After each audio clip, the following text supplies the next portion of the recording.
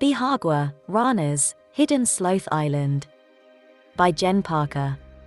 Early last November, while I was exploring a mangrove forest, my guide told me about a place where he had seen more sloths in one small area than anywhere else he had ever visited in Costa Rica. Coming from someone who has been a nature guide his entire adult life, this bold statement sparked my curiosity. During my 9 years living in Guanacaste, I had only seen a sloth on 2 occasions, each time when I was far from home and far from the actual sloth. So 2 weeks after the guide shared his insight, a friend and I set off on a day mission to find this sloth haven. Bihagwa Rana's is a privately owned property in the town of Bihagwa, just north between the provinces of Alajuela and Guanacaste. It is also the gateway town to Rio Celeste and Tenorio National Park. The family finca is bordered on both sides by a river, which makes it seem like a little island. Guided tours through a groomed looped trail and a beautiful garden provide an extraordinary opportunity to see both 2-toed and 3-toed sloths, along with a delightful variety of other native flora and fauna.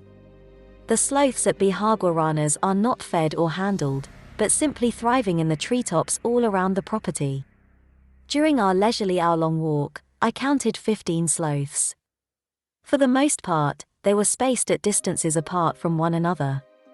However, I came across one giant tree on the very edge of the property where 3 sloths were napping up in the canopy.